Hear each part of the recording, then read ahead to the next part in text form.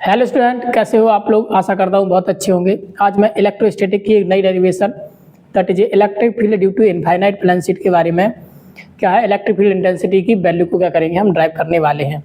ये जो है that is the application of the Gauss law. इसको हम गॉस लॉ से क्या करेंगे, इसके लिए जो है एक्सप्रेशन को क्या करेंगे ड्राइव करेंगे। तो शुरू करते हैं डेरिवेशन। इसको कैसे करना है, जब आपके एग्जाम में आ जाए, इसकी क्या अप्रोच होनी चाहिए, कैसा फिगर होनी चाहिए, इन सभी चीज़ों के बारे में अभी मैं चर्चा करने वाला हूँ। तो क्या लिखा हुआ है, बोले sir electric field due to infinite plane sheet. तो जैसा कि आपको सामने फिगर में दिख रहा होगा, सबसे पहले आप क्या करोगे, जितना फिगर में दिया हुआ है उस फिगर को क्या करोगे, एक्सप्लेन करने की कोशिश करोगे। बोले कैसे लिखना है, लिखना है सबसे पहले consider A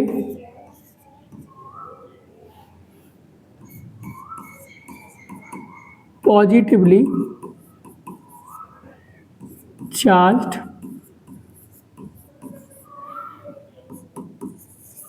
infinite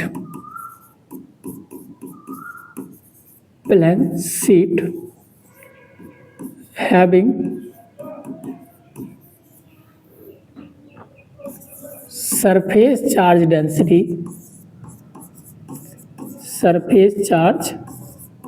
density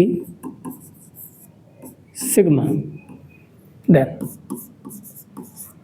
sigma is equal to क्या हो जाएगा, that will be your q upon A, या हम कह सकते हैं क्यू अपॉन एस, यानी charge per unit surface area.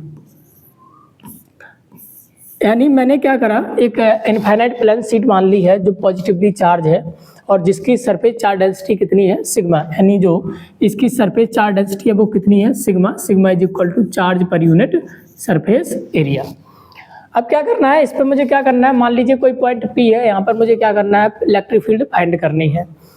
अब एक काम करो, बताओ जब भी किसी भी सरफेस के द्वारा इलेक्ट्रिक फील्ड फाइंड करो तो पहले हम क्या करेंगे, अगर इस पर आपको गॉस लॉ लगानी है तो पहले इस प्लेन शीट को क्या करना होगा, किसी भी सरफेस के अंदर इनक्लोज करना होगा, यानी एक गॉसियन सरफेस के अंदर क्या करना होगा, इनक्लोज करना होगा। तो जैसा कि आपको फिगर में दिख रहा है, एक प्लेन शीट के लिए उसका गॉसियन सरफेस क्या होता है, that is a horizontal cylinder. तो ये हॉरिजॉन्टल सिलेंड्रिकल सरफेस है, this is the Gaussian surface for this plane sheet. क्यों, क्योंकि अगर मैं इस प्लेन शीट को बिल्कुल बीच में रखूंगा तो आप ये देखोगे कि ये जो प्लेन शीट है, जितनी दूरी यहाँ से यहाँ होगी उतनी ही दूरी यहाँ से यहाँ होगी, मतलब ये कहीं ना कहीं इसका सिमेट्रिक फिगर होगा गॉसियन सरफेस वाला। तो क्या करने वाला हूँ, मैं मान लेता हूँ let as sound figure, let cylindrical be यानी गॉसियन सरफेस। क्या मानो, from figure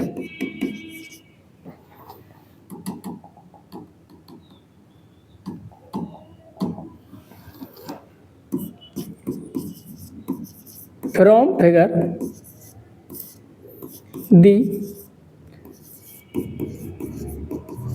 electric flux through Gaussian surface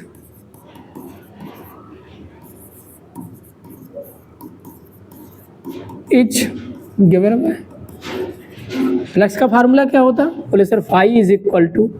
अच्छा एक बार बताइए, अब हम इस गॉसियन सरफेस को देख रहे हैं, सिलेंड्रिकल गॉसियन सरफेस को देख रहे हैं, इसमें कितने सरफेस एरिया हैं, बोले सर 1, 2 और 1 कट सरफेस एरिया। जैसा कि मैंने आपको इनफाइनाइट लॉन्ग वायर में बताया होगा कि उसमें भी क्या था, सिलेंड्रिकल गॉसियन सरफेस था।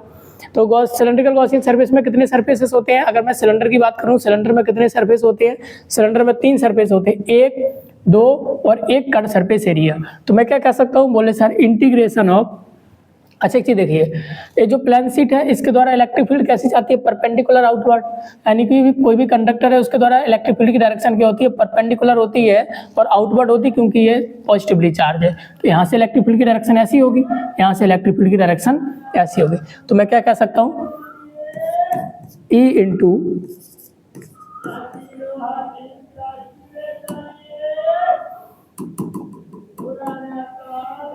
Integration of E vector dot ds1 vector plus integration of E vector dot ds2 vector plus integration of E vector dot ds3 vector. कितने सरफेसेस हैं, बोले सर 3 सरफेसेस है, 3 सरफेस के द्वारा फ्लक्स E हो जाएगा। अब एक काम करो, बोले क्या सर, कि यहाँ पे मैं अगर लिखूँ, बोले sir E into ds1 cos θ1,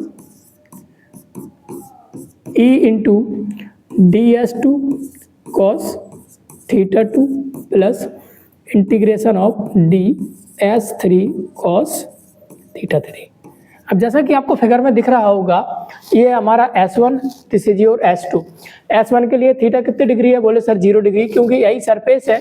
अगर ये सरफेस है, इलेक्ट्रिक फील्ड की यही डायरेक्शन है, और यही डायरेक्शन किसकी हो जाएगी? सरफेस एरिया की हो जाएगी। यानी मेरा कहने का मतलब क्या है, ये हो जाएगा यहाँ से E into ds1 cos 0 plus E into ds2, एक कितना हो जाएगा? cos 0 plus E into ds3। अगर यहाँ पर देखो, this is your surface area, ये हमारा है S3, ये क्या है? S3, ये देख रहे हो आप, ये है हमारा S3, और इलेक्ट्रिक फील्ड ये हमारा S3। अगर ये S3 है, और तो इसका जो ये होगा, this will be your area vector, perpendicular होता है सरफेस के, ये एरिया वेक्टर है, एरिया वेक्टर परपेंडिकुलर है, this is the direction of the electric field. तो दोनों के पीछे बनने वाला θ3 कितना होगा? बोले सर 90 डिग्री। तो θ3 की cos θ3 कितना हो जाएगा? cos 90 degree.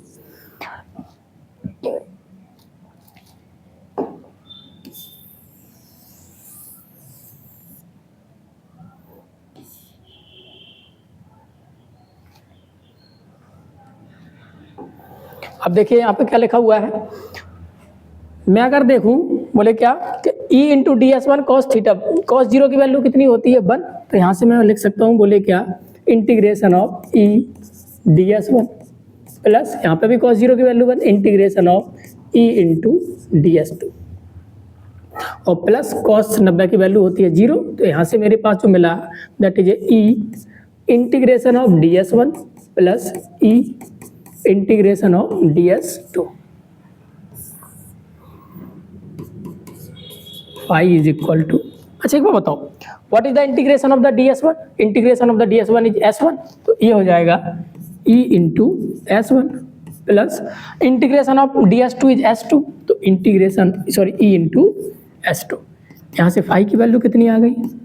अच्छा अब एक चीज बताइए, अगर मैं देखूं, एक सिलेंडर है, सिलेंडर के पास एक सरफेस ही है, एक सरफेस ही है, क्या दोनों सिलेंडर के सरफेसेस ऊपर वाला और नीचे वाला सेम नहीं होगा सरफेस एरिया? बोले सर सेम तो होगा। ये दोनों बेस एरिया है, वो कैसे होते हैं? सिलेंडर के सेम होते हैं। तो मैं ऐसा नहीं लिख सकता हूँ, ES1 को भी लिख दूँ S, और ES2 को भी लिख दूँ क्या? S। यानी यहाँ आप लिख देना S1 is equal to S2 is equal to, मैंने S मान लिया, ठीक है। तो फाई इज इक्वल टू कितना हो गया? बोले सर 2E इंटू एस। ये क्वेश्चन नंबर फर्स्ट हो गई। तो यहाँ से मेरा क्या निकल के आ गया? This is the electric flux through the Gaussian surface. But हमारा जो है गॉस लॉ क्या कहता है? बट बाई गॉस लॉ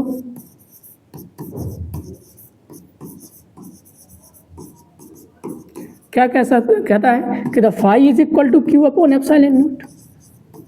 ये क्वेश्चन सेकंड है। अगर मैं दोनों इक्वेशन को कंपेयर करूं तो मुझे क्या मिलेगा?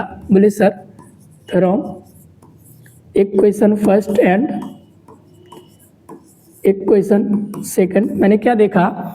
LHS इक्वल है तो RHS भी इक्वल होगी, यानी 2ES is equal to Q upon epsilon naught. यहाँ से क्या करो, मुझे E की वैल्यू फाइंड करनी है। E is equal to Q upon epsilon naught into 2S। और अभी मैंने देखा कि जो हमारा Q अपॉन S है वो क्या होता है? Q upon S, this is your sigma. तो यहाँ से क्या निकल के आ जाएगा? तो this will be your sigma upon 2 epsilon naught. यानी यहाँ से जो इलेक्ट्रिक फील्ड की वैल्यू आ गई वो कितनी आ गई है? Sigma upon 2 epsilon naught. This is the value of electric field through a plane या due to a plane infinite sheet of a positively charge. आशा करते हैं डेरिवेशन आपको अच्छे से समझ में आई होगी। यदि आपको कोई भी डाउट होता है तो आप मुझे कमेंट सेक्शन में लिख के बता सकते हैं, मैं उस डाउट को आपको क्लियर कर दूंगा। Thank you very much, have a nice day.